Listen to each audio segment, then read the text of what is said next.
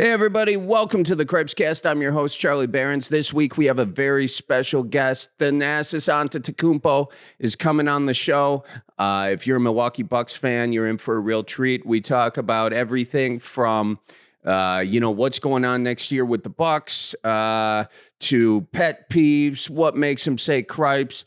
He tries his very first bratwurst. After 10 years in Milwaukee, he is trying his very first bratwurst right here on the Cripescast. That's sort of a special add-on that we're going to put to the end of this podcast. So, it's going to be great. Make sure you guys check it out. You should also know he is the host of the Thanalysis podcast,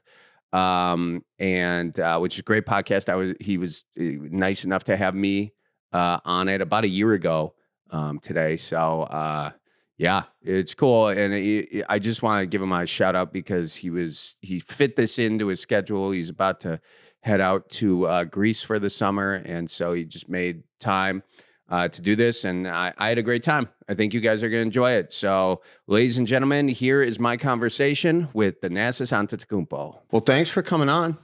I'm surprised you did, because the last time we talked later that afternoon, you might have gotten kind of an injury. Oh yeah, no. I don't. You don't hold that against me? No. Everything happens for a reason, man. Everything happens for a reason, and I don't hold that against you because you're a great dude, by the way. Thank you. And you've always supported like anything I do. So I'm, in a heartbeat.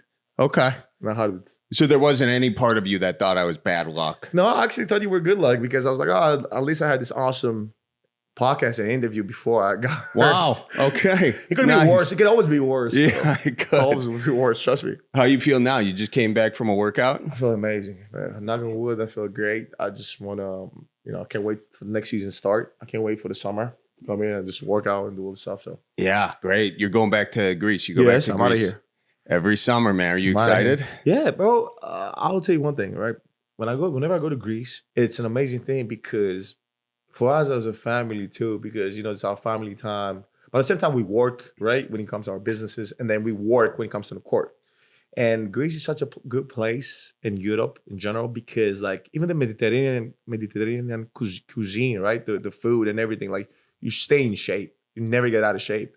Whoa! Pause right there. Yeah. Pause right there. What are you trying to say about Midwest food right now? I'm not trying to talk about Midwest food. What I'm trying to say is about like how much in general in the US has so much big variety when it comes to food. So it's impossible to avoid anything, right? It's impossible to go like, I'm not gonna eat this. And then next in your face, you go like, okay, you know what? I'm not gonna eat Five Guys. And then I'm like, then I'm gonna eat Chick-fil-A. Oh no, I'm not gonna eat Chick-fil-A, but then I'm gonna have Shake Shack. Oh, I'm not gonna have Shake Shack, but like it's so many things. So it's always being thrown into your face, like to have a, the cheap meal or like the snack or. So no, it's not about. I mean, West. just to be, I like Midwest. No, it's true. Okay, and to be very clear, the Midwest has we have some of the most unhealthy food the world has ever seen. Whether it's deep fried cheese curds, brats. Have you had a brat yet? No, I've been. You told me you was gonna give me barbecue. Outside, I got a grill going. So if you want your first brat today, oh yeah, you will do it. Yes. Okay. Yes. All right. I got news for you. That's gonna be a cheat meal though. Oh shoot. Okay. Just you know what I want though? What's that? I want the brat, but give me the simplest version of it because I feel like the brat comes with a. You don't trust me at all, do you? I trust you, but I don't want to get like the peppers and the I just want to get the simplest version of it. Standard brat. Yes. Okay. Not even mustard. Not even horseradish. I do. No, I'll do those. Okay. Those I'll do. Okay. Okay. Yeah, we'll get that going for you. Yes, I got the grill going just for you. Okay. First brat. I mean, this is like if I were to go to Greece and I would have the most Greek cuisine possible. What would be the equivalent to the brat in Greece? Souvlaki. Souvlaki? Yes. Okay. What's that? It's like, so it's pita. You know what pita is? Pita bread. Yeah. Right? You put gyros. Okay. And gyros could be either chicken, beef, pork. It could be, one of those three. Yeah. And it's like it's like a doner, but it's not doner. It's not goat. It's like those three. You put those. You put a little bit of tomato, tzatziki. You put maybe some onions. Oh yeah. Ready to rock. Some potatoes. Depends if you want to make it like the full house deal. Yeah. Yeah, that'd be the equivalent of me like adding on the peppers and everything, probably. Yeah. Which you don't need in your life right now.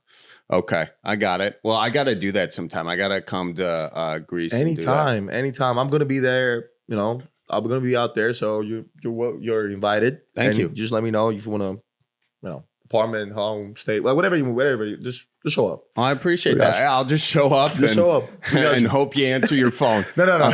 Just show up. We got you. All right, cool. So what's the best time to be out there? Because like the season's obviously during the winter. You're out there during the summer. Is that the ideal time to go there? Or is it just the time you got? So this is very interesting that you say. So, Greece has basically has a big season, right? For the summer. So it's like 6 months summer in Greece, right? Wow. Which is big. It's like our winter. And when but the summers in Greece are very nice. Like the middle of the summer that kind of gets really hot, but in between that, like after that, it's really, really nice. And it's not like Vegas hot. It's just hot, but really nice.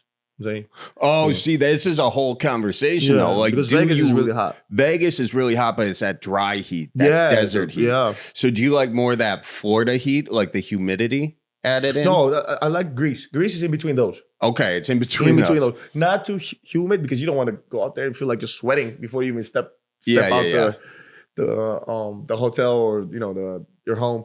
But I think Greece is just right. Perfect. No better place than Greece. Nice. So when you're out there, like we got phrases in the Midwest, like if we want to say I love you, we say like, watch out for deer or something. We really make sure people know that. How do you guys say I love you in Greece without actually saying I love you? Do you have a phrase like that? So how do we say I love you in Greek without saying I love you? Yeah. We do have a phrase. Well, I do think we have a phrase. I just can't think about it right now. But our phrase would be equivalent to you guys saying, "Hey, be careful out there." Okay. That's our phrase. Like "Πρόσεχε." It doesn't necessarily say "I love you," but it says "I care." Yeah. So we do have that, right? And what about love generally? Because like I feel like the reason we say something like "watch out for deer," even like take care of yourself or whatever, is because in the Midwest we not everybody, but I would say a lot of people, we're largely disconnected from that love thing. We don't want to give too much of ourselves, in terms of showing our true emotions. We like to repress emotions. That's what I'm telling you. Is that the way in Greece, or do you guys really feel your emotions there? No. So the thing about Greek culture, I come from two big cultures, right? Yeah. So Greek and Nigerian culture, and they're very similar in a lot of things. But I'll tell you, the thing about Greek culture is that they're very open as people. We're one of the few countries in Europe that actually cares about accommodating and speaking English. And because if you go to a lot of countries, you'll be surprised how many of them don't speak English, or maybe they do speak, but they don't want to engage because they feel like that's we are very, very accommodating, and we have this word. It's called philoxenia. So philoxenia is basically hospitality, right? And if I'm a little bit historian and stuff like that. The stuff they teach us in Greek, like in school, it comes from a word, and the origin of it is why everybody says like, oh my God, in Greece is so hospitable and they have great service and everybody's so friendly. Yeah, but it's from the ancient times, because in the ancient times, they used to think that whenever a visitor would come, he was a god in disguise.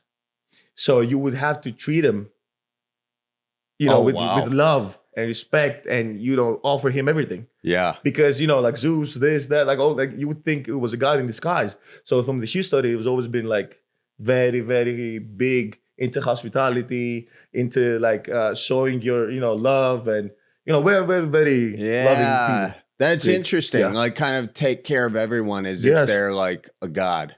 Sort of. Yeah, no, in disguise. In disguise, because that's what the history and the mythology, that was the whole thing. Zeus would come in, this god would come in disguise, and he would dress like a beggar, and you would give him a loaf of bread, welcome him to your home, and take care of him, and then he would, give you a little bit of, I like that. I think we have some of that in the Midwest. We'll bring you in, we'll give you a casserole. We'll ask you if you want a beer. You know, we'll offer to cook you brats. Oh, you guys stay for dinner. You know, that kind of thing. But we're just not going to like open up our emotions and emote. You know, so like also like Nigerian culture, Greek culture. Which one opens the emotions more? Which one's more like open with the emotions, and which one's more like closed? I want to say so. Think about this. The way I grew up, right? I think more in the Greek culture side of it. I think more Nigerians just like so. They have different like the way we were raised. Like I feel like people who are raised in Nigeria and people who come out of Nigeria are like superhumans, man. Yeah. Like it's like if you come out of Nigeria, it's not by accident that a lot of Nigerians excel overseas, right? If you know it's sports, from Anthony Joshua, like to the NFL, to doctors, to scientists, like they excel because the way of everything is so, you got to adapt at every time. And then at the same time, you really got to be as much as, composed as you can. So I don't think there's a lot of emotion when it comes to I got you. That's how I grew up, at least. I don't know. Maybe well, you kind of brought that up, like when that dad got into your brother's face a little bit. You know, like I think on your podcast you brought up the story, and your brother brought it up of like when you guys won the title, your mom was kind of like, "Can I come out on the court?" You know.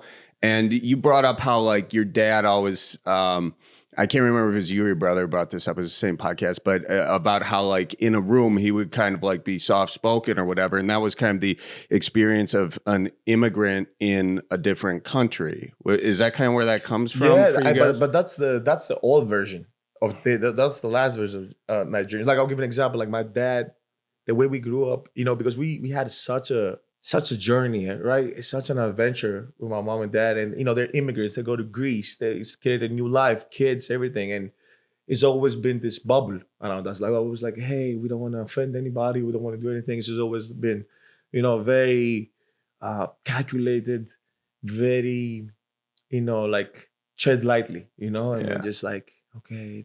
And I remember people, can I tell you the story?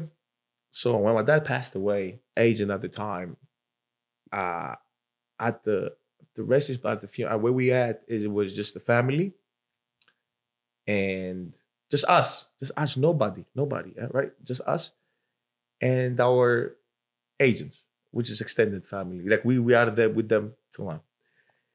And the amount of like, I could see it in their faces of how sad they were crying. How sad they were and everything. I was like, man, my dad was a great man. And then, one of my agents sat me down at the time. He said, you don't understand how great your dad was. He said, having Giannis, having you guys, having one of the best players and families in the world, and your dad never asked for nothing. Never said like, you got to do this for my son. You got to do this. He has to be here. He has to, nothing. He would say like, just take care of them. Just make sure they're okay. Nothing, And he said, and this is my player. This is the guy I have. This is my players, right? And he never asked for nothing. And then I have other guys who are just like, every day, just push it. That's, you know what I'm saying? You know how dads are, right? How mom and dads are. You're their agent and son, and this is what we want. This is what we want to do. My dad never said anything. He never talked about basketball. He never said, I think you should go to this team. I think you should do that. Never. He was always say, do you like the coach? I was like, yeah. You think he's gonna give you an opportunity to just be on the stage? That was his thing. Like, get on the stage. And I remember when I first got with my first agent, he was like, oh man, Thanasis, I can do this, I can do that. I was like, no, you don't even tell me anything. Can you just get me there? Just get me there, and we'll make something happen. Just get us there.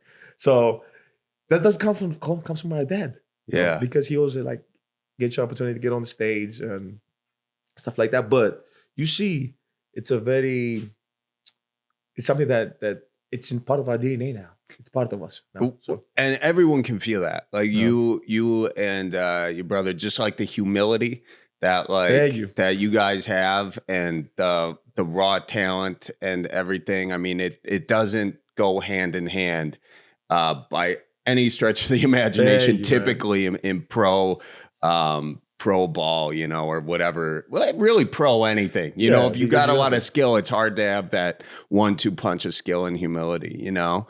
And speaking of skill, how you feeling? How you feeling physically? Feeling good, man. I just went through a tough stretch. I was telling this to, I think I was talking with my co-host on my podcast with Tony. I said, like, you know, me being hurt and just kind of got just influenced by all these things. Like you know, it wasn't the best year, and then I was feeling, you know, like I got to prove myself. I got to do all these things, and then with social media and all these other stuff, I was like, now I got to show them. I got to do all these things, and kind of boomerang instead of me saying like, hey, just be me, and everything works its way out. So it's way out.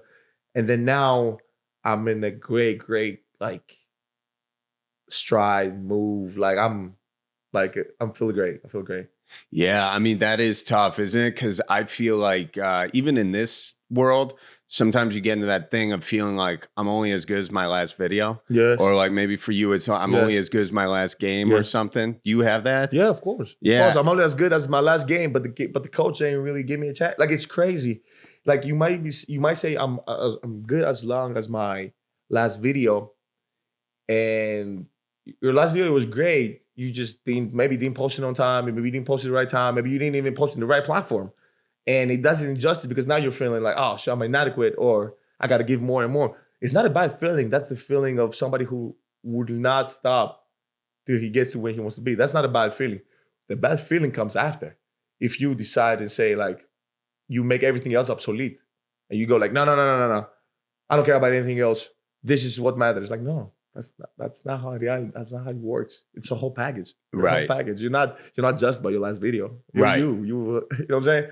So you're saying you take that as sort of the drive, the fuel, the fire. But you take the fire kind of like leave the ashes or something. Yes. You know, you use it to fuel you, but you're still, you know, you're all these other roles as a human being, like brother, son, all that sort of stuff. Nobody could. This is the reality, right? Nobody can say the only thing you're good for is because you're a comedian. No, you're not. You're a great person, bro. You got a great personality. You have all of these traits, all these other things, you know? Like, I see people be like, oh, man, I just stay home all day with my kids, and I'm just a great dad. I'm like, oh, yeah, you're a great dad, but that's not the only thing you are, bro. You're like, you can literally be so many other things for other people. And I'm not saying that that's not important. It's important to be a great dad. It's important to be a great player. It's important to be all these things. But don't put limits in yourself and go like, oh yeah, that's the only thing I'm good for. Right.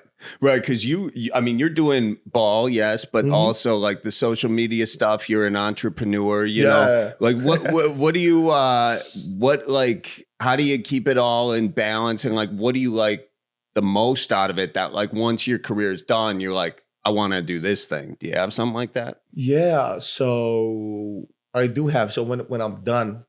So now, hopefully in the next 5-6 years, probably, you know, I'm going to be 39-ish in the next 6-7 years, then 40. I'll probably be done playing.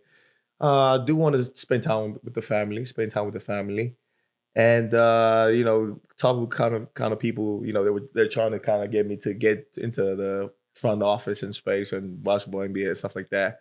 We'll see. I do believe I'll crush it. For sure. There's no way. I'm very dedicated. I really, you know, and obviously, you know, all this with the NBA front office has to do with connections and who you know and the bringing of the players and how to recruit. I've been doing this behind the scenes my whole life. So I can see that one part of it. But other than that, I do a lot of business. So I just kind of, I'm loving the brand, the stuff I do with my brand, the podcast. So for now, I'm like just doing all these things because I started doing all these things after my 9th year playing professionally, right? 9th, 10th. And now I'm just like, 12 years in, 13 years in. So after my 9th year, I was like, okay, now I got to start kind of cultivating the other stuff too. Yeah. But before that, it was just ball. Well, isn't it crazy that like, because I mean, I do stand up, you know, and then you have all these other things. Yeah. Do you like this stuff, or are you like, I got to do that because I got to build a brand to like, make these other things happen? Like, do you wish you could just play ball? So no, I don't. I wish. So I don't wish I could just play ball because that is the common mistake everybody does, right? When they start playing, they go two ways, which is wrong both ways. They go like, oh, I got to build my brand before I play basketball. That's wrong. You got to play you got to do your thing first. Yeah. Show up in the court and then build your brand. And then they go like, you know what? I'm gonna play basketball, and then when I get 40, then I'm start building my brand. That's false. That's both. They're both wrong. What you want to do is that build your ecosystem. What does that mean? Build your relationships, build your alliances, build the businesses that you like. Pick 3 or 4 or 5, whatever it is that you like. I can see myself doing that. And once you do that, they're all connected. They're all connected. Because I'll give you an example now. Let's say we went through the podcast, through comedy, stand-up comedy, etc. And I go like, hey, I'm having this huge event in Greece. Would you like to come be, the first gig, the first show, the first guy? Like, oh, you're like, yeah. We met through podcasting. Right. Through the show. Yeah. Give another example. You come to our family office and I go like, hey, we're buying this building or something we're buying, in Greece, Mykonos, in LA, Miami, we're buying this building. Would you want to be involved? You go like, oh yeah, sure. So it's an ecosystem. You cannot stop an ecosystem. Right. The thing, what you can stop is a one-way moving train, which is if you just play basketball, you're dedicated to play basketball. If COVID hits again, which knock on wood, it never hits again, or anything, something like that never hits again. You got to actually knock on that wood, though. Yeah, that would be good. Yeah. You're going to be devastated because what's going to happen is it's going to be like, oh my God, I've been such one-dimensional person and I don't have nothing else. The only thing I know is to chase a basketball, which is not a bad thing, but you should be able to cultivate yourself and say, okay, is that all you are? Is that who you are? Is that what you want to be? Now, you want to be dedicated. Great. Don't get me wrong. But that's all you are? Yeah. No, I mean, I really enjoy this stuff too, especially like the podcasting, because you get to talk about stuff you're interested in. And you get to network. You get to meet people that you wouldn't otherwise be able to meet and just have conversation. And that sparks ideas and all that sort of stuff. So it's just fun too. I mean, life is short. Why not have fun with it? Speaking of fun, do you like this bird? I love this bird. Hannah made it. It's a paper mache. It's a what? Say it again? It's paper mache, but it's a loon. Loon. And the loon, it's the Minnesota state bird, only because Wisconsin, like we have so many loons, like we don't talk about it. You know, Minnesota needs to make it their state bird, though. It's like a huge flex. But this is a cool bird. It's like it's a duck in a tux, if you want to think about it that way. Duck in a tux. Yeah. I like it. I can see it. Yeah, I can see it. What's your favorite bird in Greece? Because I'm like a big birder, so when I go to Greece, I want to know what to look out for. I'm not gonna lie to you. I'm not a bird person. You're not a bird guy? No, but I do like eagles and stuff like that. Eagles, like hawks, eagles, and like I can see that. You like that. More of the birds of prey, huh? The predatory ones. Yeah, no, not only that. I think. I just feel like I like the way they're so free and so dynamic. Like, first of all, I think how free they are. I think see everything and just like fly. Yeah. And at the same time, we call them predators because we see them do that, but they could choose to be anything. Yeah, they could be pacifists. Yeah. They could be one of those hawks that just goes and eats berries. Yeah. How dare we judge? All right, so bird watching, that's like one of my hobbies outside of all the work stuff. What's one of your hobbies outside of all the work stuff? Like, doesn't have any tie to work. It's just like when no one's looking, what are you doing? And not like that, but when no one's looking, what are you doing? I'm a big movie guy. I like movies. Oh, yeah? And I'm old school. Like, I go to the movies. Do you? Yes. Which movie theater did you go to? So let's blow up your spot a little bit. No, you can't blow up my spot. I'll tell you why after. You cannot blow up my spot because but you can't blow up my spot. I'll tell you why after.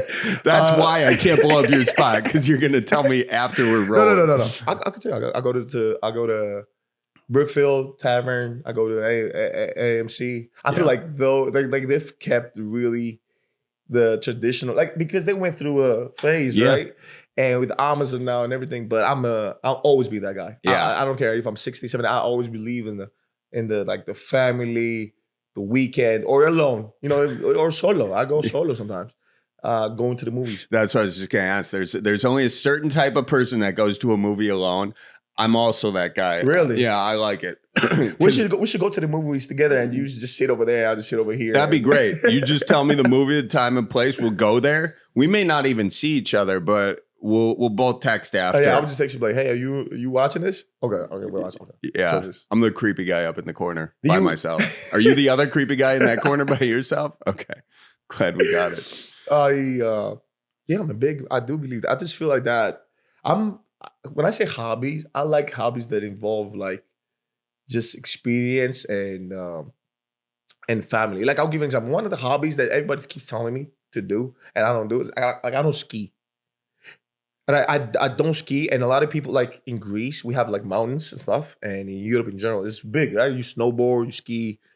I'm the guy who like, I won't do that, but I'll come for the chalet. Like I'll come for the, for the oh, so you're the cabin. Yeah, you're up there for the ambiance. For the jacuzzi and the stories and the hanging out. I'll come for that. Okay. I'll do that. You've never skied though, no interest. Never. Because I mean, obviously with basketball, I mean, it's kind of impossible to quote unquote ski. Nobody says no, but you don't want to do extreme sports while you're not when you can make a lot of money. Why would you pay $200 to go blow out your knee or something when you can get paid good money to blow out your knee or something?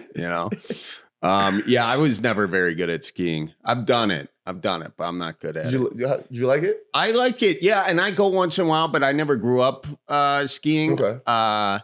But I grew up rollerblading. I had a pair of rollerblades because I was pretty cool as a kid. Do they have a rollerblade? They have a roller rink? Yeah. Yeah. They Skateland.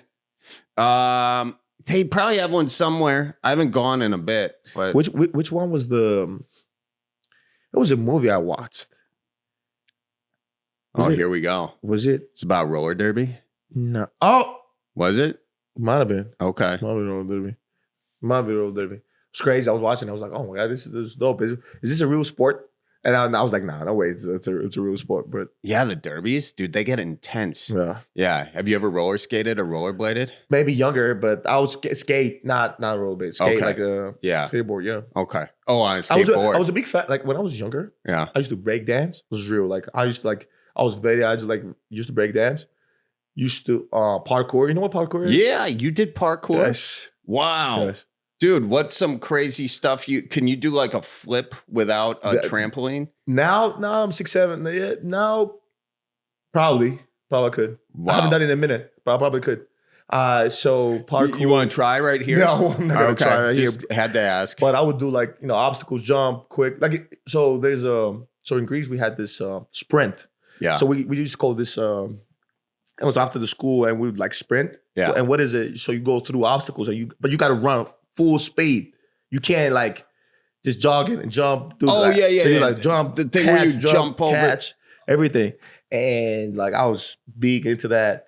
This is a parkour course. Yeah. Is what that was. Yeah. Yeah? Yeah. But I was but not like the legit one. We just made it. Okay. It was made up by us. I did that. That's like extreme. That's like BMXing without the bike. Yeah, I had a BMX bike. Really? Yes. You like with the pegs and everything, and you would grind. That's how I built that's how I started jumping high. So, really? So true story. When I was younger, I had a BMX bike, and I used to ride it around. I used to have my brother. There's a scene in the movie that my brother's holding my shoulders. He's on the pegs, like he's holding my shoulders. And I used to ride all Athens like this, go to practice everywhere like this with the BMX bike. BMX bikes are a little bit smaller. They're not the mountain bikes or the smaller. And I used to ride that all the time and my backpack and then all of a sudden one summer, true story, I couldn't touch the rim. I could not touch the rim.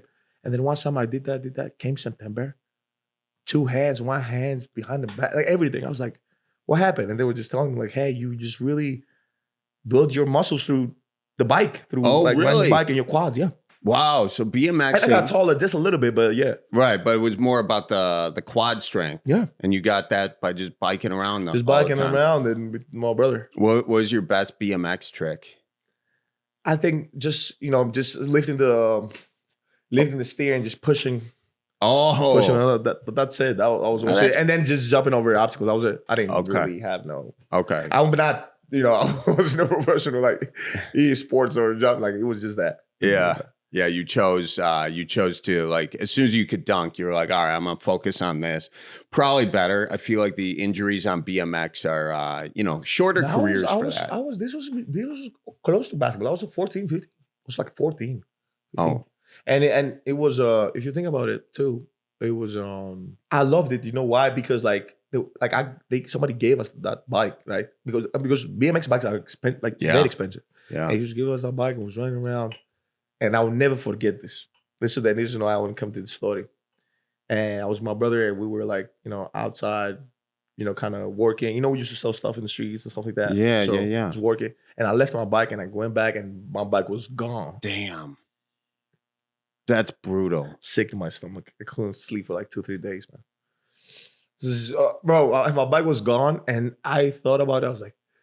I was so pissed. I was like, when I see this kid, and I always thought he was a kid. I don't know. Maybe it was an adult. Who knows? But I was like, when I see this kid, now looking back to it, I was like, oh, it happens. Those other stories that you see in the movies. It's like, oh, they stole my bike. Yeah. I feel for you. I feel for little you. I can see little you pissed off. Pissed off. Did you What cry? does that just mean? Did you cry or you get pissed? I was had the pissed off tears. Okay. Yeah. I had the pissed off tears. I was like, ah. Yeah. But me and my brother was like, man, and we looked out the block, over the block to find it. Couldn't find it. Damn. Sorry, dude. That's right. Have you bought one since? You want to hear the story? Yeah. This summer, the past summer. Yeah. I went online and found the exact same bike, exact same wheels for the photo shoot. And I bought it and I sent a photo to the group chat. And I told Giannis, I found our bike. You should have seen his eyes lit up. It's like, what? Where'd you find that? Same bike, exactly. It was an old school 1992, like a specific, same bike, exactly. Yeah. Found it. I'll send you a photo. Yeah. Do you remember what kind it was? Do you think there's any chance this was the exact same bike? Do you think for sale? Yeah. Somebody, no. It was in Wisconsin. You found it, or in Greece? In Greece. Okay, could have been the exact same bike, dude. You never know. Was there anything different about it? I think there's no way the wheels are so well kept since then. So definitely the wheels a little bit, but you couldn't tell the difference. Okay, yeah. Let me see that thing. I used to be a bike mechanic, so I'm kind of a bike nerd. Or as some people call it, a bike fixer. That's not a real mechanic. Thanks, Dad. Wow, I'm trying to look for photos. I can't find them. Yeah, your phone's always great about saying, "Hey, remember?"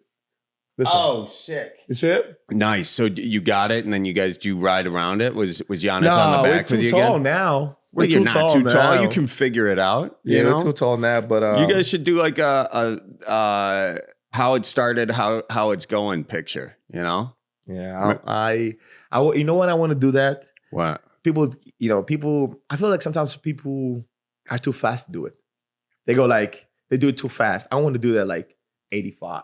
85. Yeah. Okay. I want to be, kids around, the family, everybody. How it's going, just us being as kids, and then boom. Yeah. 35 people in the picture. How it's going now. You're playing the long game here. I like it. All right, cool. So, I think everyone, kind of wants to know, what city are you thinking of living in next year? So what's the question? You want to ask me if Jan is leaving or anything like this? I wasn't going to be rude. You can be legit. All right, what's Giannis doing next year? What are you doing next year? It would be very, very, very bad of me and very, very unfair to answer for another person. It would be. That's one. Yeah. Second of all is that we get asked that every other day. Bro. Well, that's why I didn't ask you. It doesn't make any difference. You could ask me anything, bro. Everybody asks us that, from people in the street to ESPN to in the court, before the court, after. It doesn't matter. I'm not everyone else. Dude. Yeah, but you know what I'm trying to say. You forced this out of me. You basically were begging me to ask it. And I was asking about you. I didn't even ask about Giannis. No. But what I would say is that I truly believe the team, they're trying to figure something out and trying to figure out what to do and stuff like that. Now, the other thing I would tell you too is that you got to think about this. The team has been in a row for a minute, and they're going through a rough patch, and with the it's not a, and people confuse some couple of stuff. They go like, they talk about the first round exits, right? They go like, oh, first round, and we lost first round, and we've been hurt. So the first round exit don't really matter because you've been hurt. It's more or less of the regular season though. Like you want to be better in the regular season. You want to create good habits, right? Yeah. Now with that being said, there's no like I cannot, there's nothing, man. I think like they're gonna talk. Hopefully they get him to, you know what I'm saying? Hopefully they do whatever, they do their best and get him to stay, whatever. Or, I haven't been involved in this conversation because I haven't been here. Yeah. Last year, I was, I was hurt. So I haven't really been team because if I was, I don't want to, I'm not going to talk about this, but, I get stuff done. So I don't like, I'm not going to sit here and go, oh yeah, let's talk about this or let's talk about that. But what I would say is that the team has always done the best. Giannis has always and I don't know if I'm cursing this, but he's always been this amazing, effing unbelievable person for the team, for the city, for everybody, right? And I say this, I am biased a little bit because he's my brother, but I do say this because I see the impact. Mm-hmm. I see that all day. So it's crazy to just even think about that. But at the end of the day, business is business, and I'm not saying business is business with Giannis. We saw that with, Drew left, Chris got traded. And, and we've been with a couple of guys for like, I've been with the team like almost a decade, like over half a decade plus. So I see this and I'm like, ugh. Yeah. Yeah. Ugh. You just always hope it's not the last rodeo, but shoot, it's not up to me. It's not up to me. Right. It's up to them. It's up to them. So it's not something I can control. I mean, and, a big part of your role is like, what you hear in interviews and everything. Yeah. What people say is like how great you are, like in the locker room too, and like how much leadership you have, and how much your brother like loves having you there and like looks to you. Like do you think? I think this can be misconception, right? And I really believe this. I think the other people love having me more. Like, I think the other people love having me more than my brother. This is not even a joke. I really believe this. Like I really believe like people around like was like, yo, you need to be here.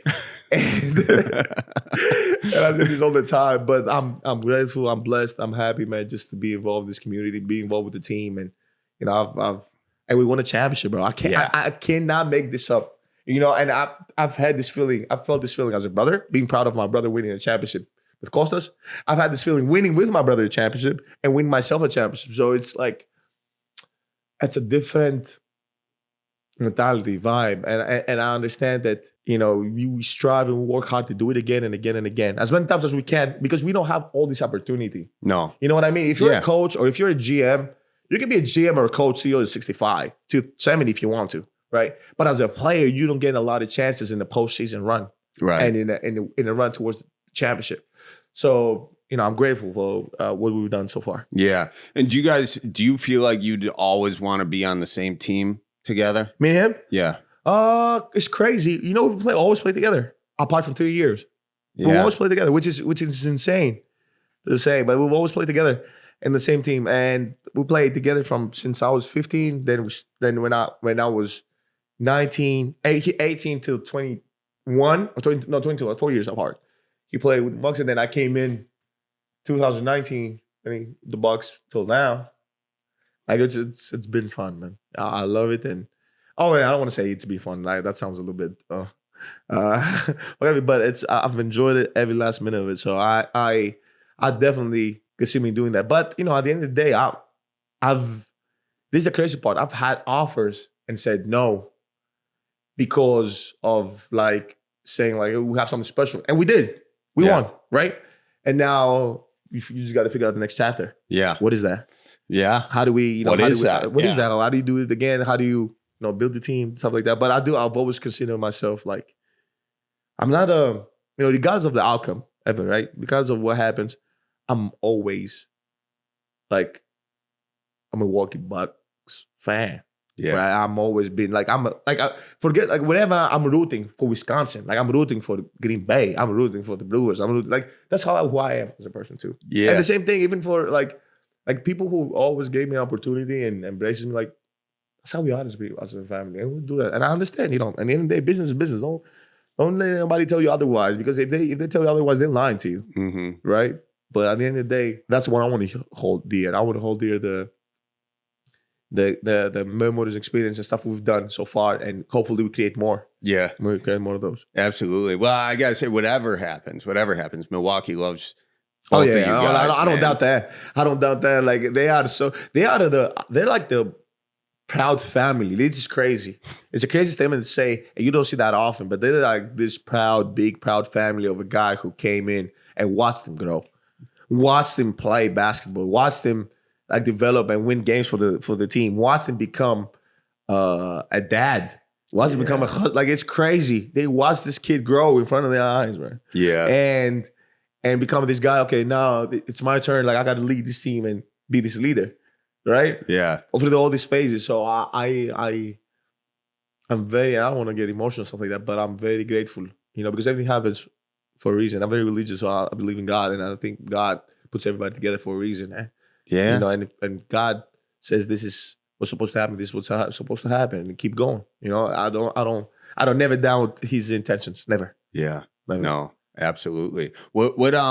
What religion are you Christian? So Catholic? But I was in Greece. It's Orthodox. Orthodox. So you guys got a different pope then? No, same pope. Yeah, same pope, different pew. How does it work? Who runs the Greek Orthodox Church? I'm not gonna lie to you. I'll always say this. Did you get the message? We all got the message. We all got the message. Exactly. It's I don't look to faces to get a message from God. I don't tie, you know what I'm saying? I don't tie a specific person to get this feeling, this divine feeling, this feeling of gratitude and blessing, and how can I give it to others, right? I don't say like, oh, look what he said. Look what he said. That's how I got to follow my life. That's what I got to do. No. I'm like, I learned through the Bible. I learned through the stories. I understand what it all means. Because if you ever read the Bible, right? Oh yeah, you will see in any culture, in any religion, you will see that all these stories have a meaning. Yes. How you can take the stories out, it's open to your own interpretation, but all these stories have a meaning. And what do you keep from them? How do you learn from the mistakes? What is the modern version of it? Yeah. What is the modern version of it? So yeah. No, I mean, I like it. And I also think the Bible says so many things, and you can pick anything to like be your guiding spirit or whatever. So it's almost like the Bible says pretty much everything if you want to find the words. Yes. And it's like what you take from the Bible says more about you as a person than what the Bible is saying in a lot of ways, I think. But no, I like that a lot. No, I was just bringing up the Pope because I was like, dude's from Chicago. He could be a Bulls fan, man. He's from Chicago? He's from Chicago. This is so now I got a question. Yeah. What do you know? What's the percentage of like? I'm assuming this is like. Is this a new thing? Is this the first time? First American Pope. Is that what you're asking? Yeah. Yeah. And I was about to ask like predecessors and stuff like that. Yeah, first one, dude. You excited? What's that? You're excited? Well, yeah. I mean, he's a Midwesterner. That's great. I mean, he's from Chicago. That's not great, but not great? Well, because I mean, we're talking the Chicago Bears, dude, and that hits deep with me in a way that I can't, quite comprehend. I mean, we all know God's a Packers fan, so that's fine. But if you're going to lead this church and you're a Bears fan, you're going to have to reconcile with that. And I hope this Pope knows that. And I think he does. He's been watching football for probably his whole life. He knows that most of his, life, if he truly is a Bears fan, has been despair. And he's probably prayed so much for the Bears to do good. And they just haven't because they suck terribly, except for 1 year because, everyone needs a pass. But anyways, I'm getting ahead of my shoes here. I'm sure he's a good guy. But Greek Orthodox, I don't even know. Do you guys, is the Pope part of that deal or not? I forget. Bro. You don't know? I don't know. You don't know. Like I was, baptized and everything. I have I'll tell you one thing too. What I noticed too is that I'm very like, I go Sunday, I go to church. But here in church, I either go to Greek church or I go to, Catholic church. It doesn't. I don't have a. Yeah, I get it. I don't have a like. Oh yeah, this is what I do. Like I'm not. How do you say it? Is this or nothing? Like I just want to go to church and feel like I'm in the presence of people who are looking for the same thing. Yeah, because that's what all church is. If you think about it too, like it's a lot of people who really believe in something and believe in. However, it doesn't matter the religion, right? Yeah. You could just always believe in the creative things, in the creator, and that you're appealing to this person to like really show you the way or how you want to live your life, or enforce you, or maybe you're living the life the right way, and force that even more. Instill that to yourself, to your kids, to anybody. Just instill that thing. Yeah, I mean, if you look at all the religions, pretty much saying the same thing. Yes. In a lot of ways. Yes. It's kind of like that great poet Macklemore once said, "Whatever God you believe in, we come from the same one." From the same one. Yeah. And also thrift shop. It's popping. You ever heard Macklemore? He's talking about that. Yeah. This is a 10-year-old reference I'm slinging out here, so don't worry about it. Don't even worry. We got this question here on the Cripescast that we ask every guest that comes on. Yeah. And it's what makes you say cripes? Okay. And cripes. What is cripes? Well, I'll explain it to you. It's like, like something happens and you're like, cripes. You could say like cripes. So the first way I said that is kind of like a pet peeve, like, cripes. And it originates from Midwesterners not wanting to take God's name in vain. Jesus Christ, right? So they switch it up. They say cripes. I tell you what. Oh, yeah, it makes sense. Yeah. I see it now. So what's like a pet peeve of yours? What makes you say cripes? What grinds your gears? What annoys you? So, okay, in general, I'm a very easy person. And I do have a pet peeve. I do have two of them. So one I won't say. Okay. I won't say that. Okay. But I'm gonna say this. I'm gonna say the second one. So one of my pet peeves is this. I really like it. I really get like, I don't like that at all. So when people, let me give you an example. Let's say somebody comes up to you and asks for help and goes like, hey, Charlie, can you help me do this? Can you help me talk to this guy, etc. Or get this information or whatever the case might be. And you go, yeah, sure, I got you. And you offer them that help, or you put them, in that position.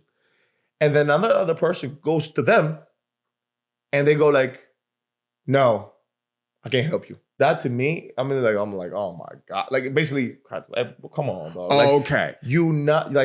I do believe this. If I do something for you, I'm not saying you gotta do it for me, which you should, because that's how the universe works, and I think that's how I work. But for the next person, you should do the same. You cannot say, oh yeah, I just asked this guy for help or something, and then the next person who's asking you for something, you go like, oh no, I can't help you. Got it. You want to pay it forward. Yeah, it's paid forward, but I'm I just have a different, I don't know, maybe you can call me weird if you want to call me too, and however, but I do believe like into really, really building your tribe, right? I don't know if that makes sense. So the way I see it is like, how like when somebody becomes successful and everybody goes like, hey, I think you should help everybody and just throw away your money and help this guy, help that guy. I personally agree to a certain extent. I agree that you should help everybody, right? But I do, in the same breath, I say you should help everybody who deserves to be helped. What do I mean by this? I'll give you an example. I help a lot of people, everybody. And I'm not saying who. I'm not going to pinpoint this guy, that guy, that guy. But I do help a lot. And 90% of these people I help are people who are my tribe. What do I mean by that? People who do the same for me. It's not the money. It's not the physical aspect. It's not the material. It's the energy. I'll give you an example. And this is the best example I can give you. You come up to me and you say, hey, this guy just asked me for, you give me an amount. Let's say somebody asked you for, give me an amount. $20. $20. Cool. $20. He goes like, hey, I want $20. And you go like, man, $20 is not a good example. But let's say. Well, what the hell? You said you didn't say give me a big sum of money. Give me a big sum of money. $1,000. $1,000. Good. That's perfect example. Yeah.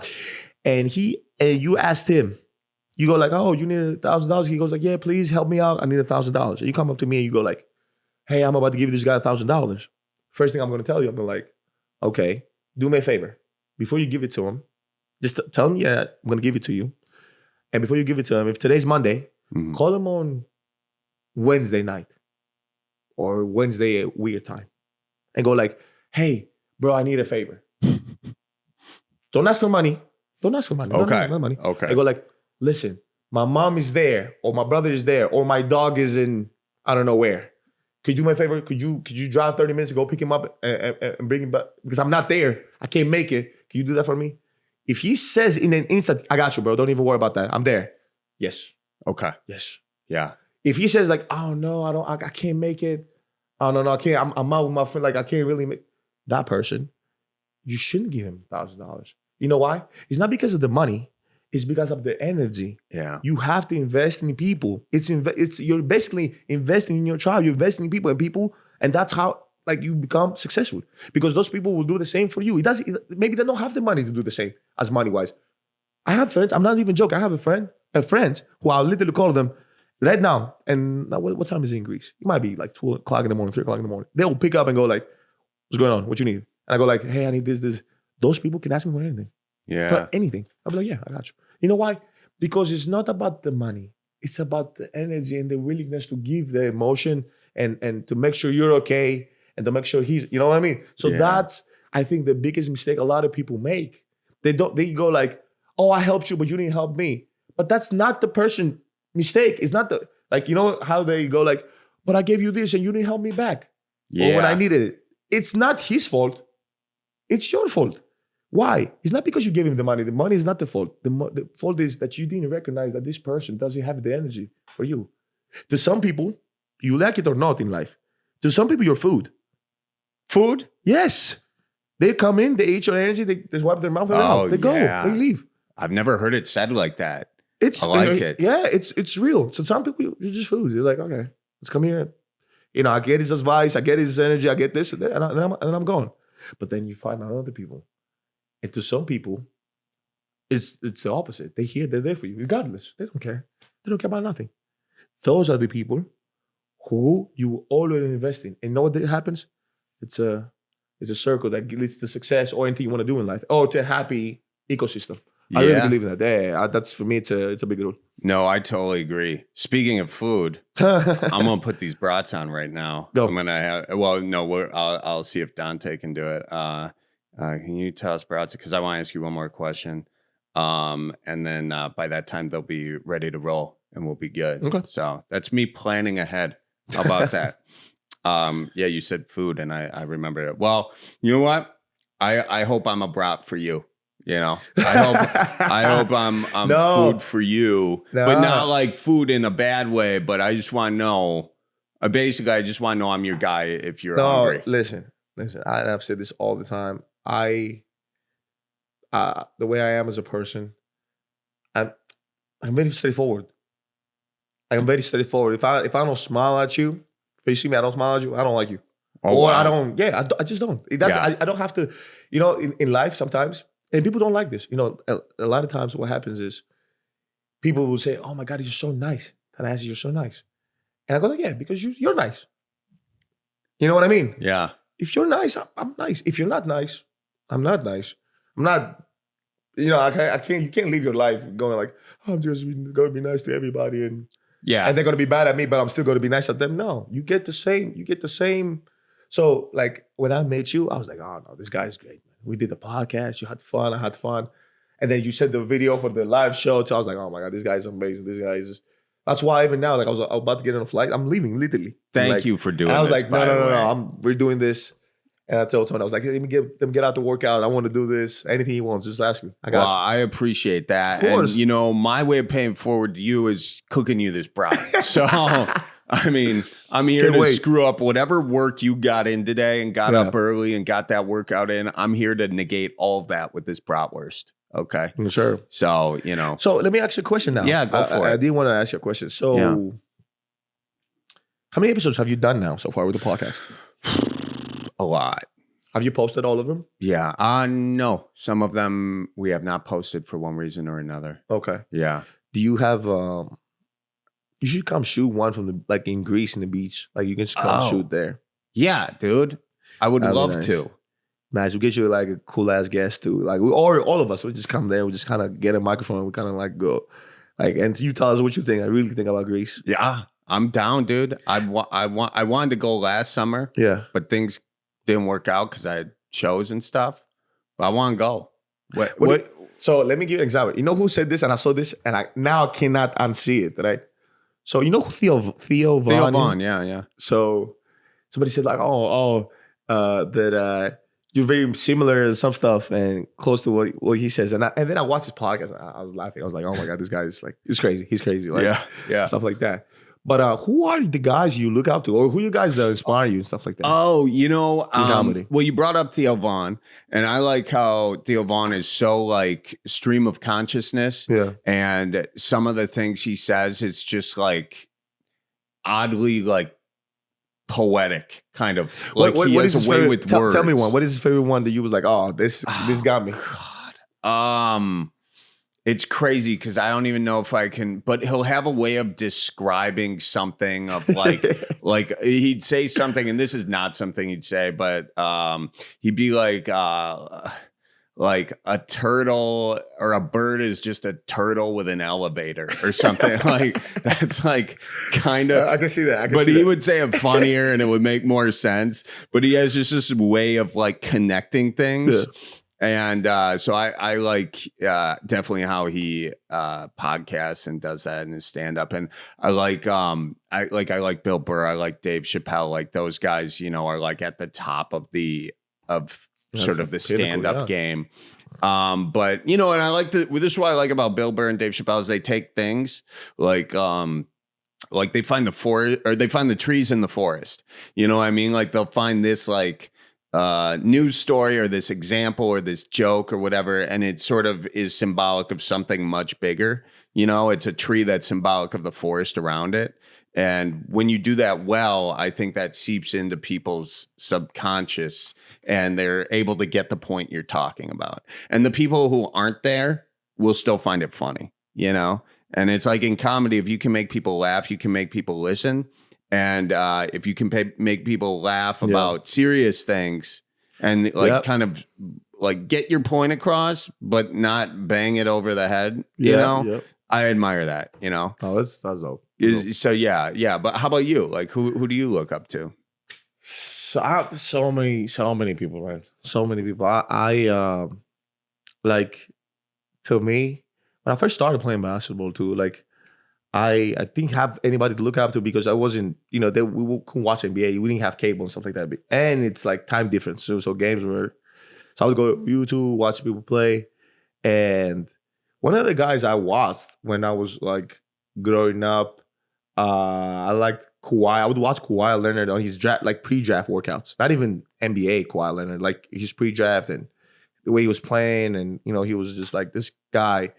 And then I loved the comparison because the comparison for me was like just 3-and-D, right? Come in the league, just play defense and shoot the three. And it was just this odd guys of like Bruce Bowen, you know, the defense and guys. And I always loved the guys who would come in and play defense and then play better and like play great in the offense. Yeah. Like Jimmy Butler came in as a defender, played great offense. Kawhi did the same thing. And a lot of other guys have done the same. But what I would say too is that it's a very like different culture because you like being comedian is such a mindful, like you really got to put out your personality and like a lot of comedians who are great comedians, that's who they are. You don't change. That's who you are. Like in the dinner table, you're not putting an act right now. Like when we go to the dinner table, you're going to have the same demeanor, the same jokes, the same personality. So it's a total difference. Yeah. Different. So I do like love it. I do love stand-up comedy. Yeah, that's a hard thing to do. To like make the who you are on stage is seamless, like who you are. Because I think like when you do comedy right, you're like, yeah, some of the stories are exaggerated for the purposes or whatever, but you're trying to get as close to your truth as possible. God, you have 2 cell phones? You're one of those guys, huh? Yeah. Because if this one rings, that means I got to pick up. The other one rings, we're good. Pick it up. We're good. No. It's okay. It wasn't the one. Which is crazy. I just saw, you know who? What number do I have? Just call it. Let's see. No. Let's call it. Let's call I'm not. No. It's called. No, I don't want to be disappointed right now. You won't be disappointed. I promise you. Call it. Call it. Let's see which number you got. This is so upsetting. Well, which one's? Call it. Call it. Let's see. Oh, dude, you never gave me your number. No, he's lying. He's lying. No, you never gave me your number. If I'd have gave you, I would have given you the. Take that out. Take that out. No, you can take it. I'm just joking. I'm obviously joking. Damn, I already know. You can tell me. I already know. We don't need to do this. Yeah, I don't have your number. So wait, I don't have any number, dude. So if you had a number, you have the number they have. So call. Okay. Let's see which one. Okay. Oh no, I do have your number. Okay. I don't know why it's not saving my. I got a new phone. That's why. Oh, you got the bat phone. I got the bat phone? Yeah, you got the bat phone. Nice. Nice. Did you just say my number out? No. You can cut that.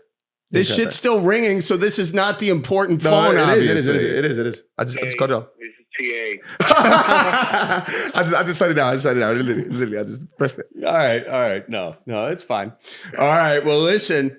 I think we got brats on the grill. Are you ready to do this? I'm ready to do this. This is how many years? You said a decade. Decade plus. Decade. Never a one bratwurst. Never. I'll let you guys know after the show what I think about it. Okay.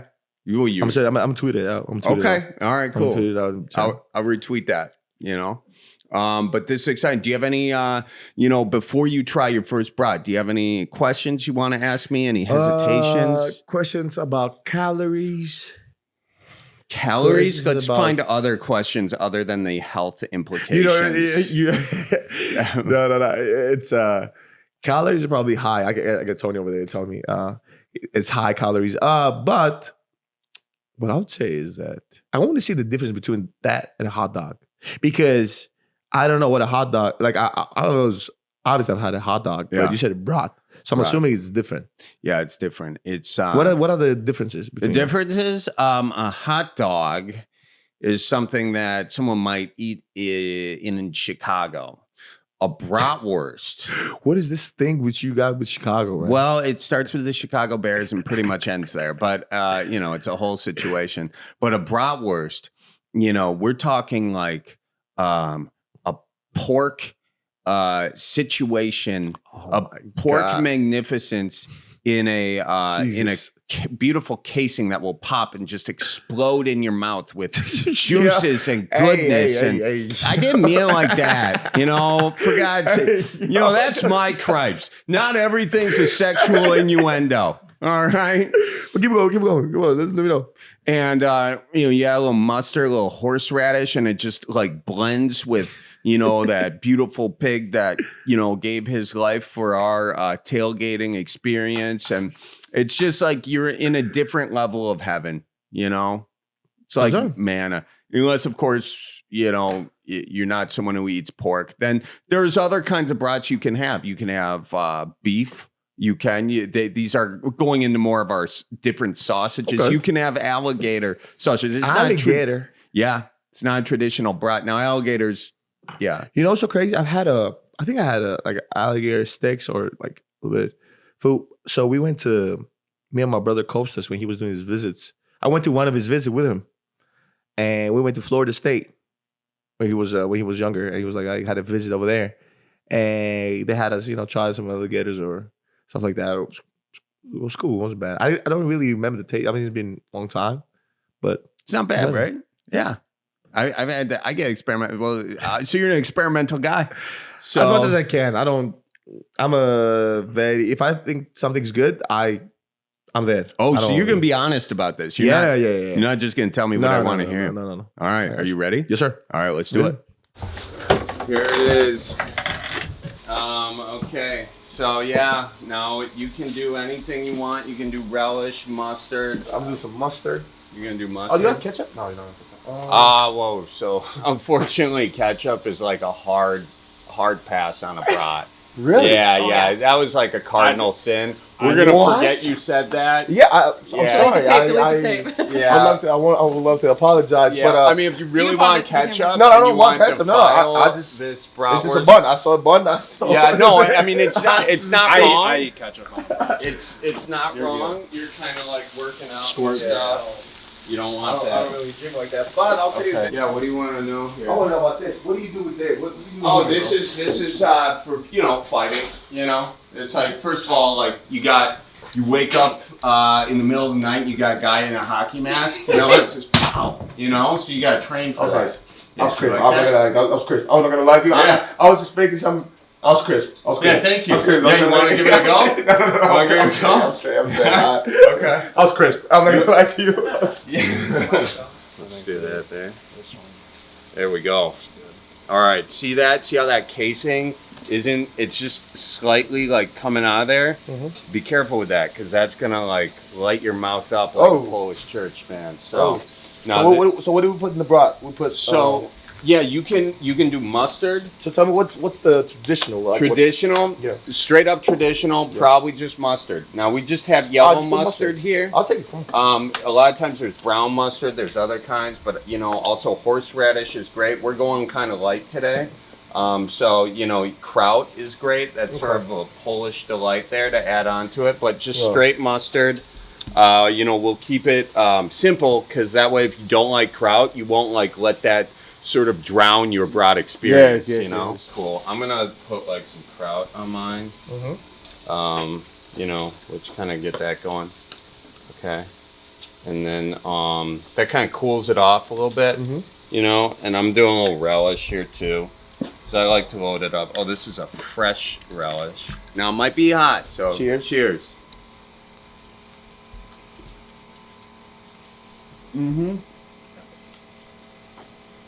I see it. I see it. Yeah. It's different. Oh, this is not a hot dog. This is different. Yeah, it's different. It's different. No. Yeah. Different. Usually, like, that was phenomenal, Charlie. Oh my God, this was the best thing I ever tasted. But I get that. That's what different means in Greek, and so. First of all, I'm a hard critic. Greek cuisine. Is number one in the world, in the planet. Right after Midwest cuisine. Yeah. I get it. I'm with you. Okay. I'm with you. Okay. Very kind. Good. Good. Can I have one more? Yeah, you can have more. Yeah. You want one for the road? I'll tell you what it is. I'll tell you what. What kind of brat this is it? Johnsonville? Yeah. What kind of? It's Johnsonville brat summer shandy. It's a Liney's summer shandy brat. Well, that was awesome. There's like when you give somebody a present on Christmas, and like the person giving the gift is expecting more out of the person receiving the gift. That's kind of what this situation is right now. I know. But and that's a lot of pressure to put on you. There's a lot of pressure to put on me, but I'll tell you one thing. That's good. Let me lock in real quick. Yeah. I'm gonna need one more just to get it. I'm gonna need one more to really get there. We got you coming up right here. I think this should be like America's food. You're talking about like a Chicago style hot dog. Doesn't even compare. Doesn't even like hold a blowtorch to that. Not even a candle. I'm not gonna lie to you. You're not gonna lie to me? I like it. Yeah, I like this. I'm you like it? Yeah. Nice. Do you want to try the sauerkraut? Or is that kind of? Just put a little dab on there. I'm not gonna lie to you. I'll try it. People love it or hate it. Wait, let me have more, a little bit more. Yeah. One good. Yeah. Bro, it's this and this. Okay. Those two together. I didn't try the relish, but I'm assuming. I mean, I've tried before. You know, but this and this. It's nice.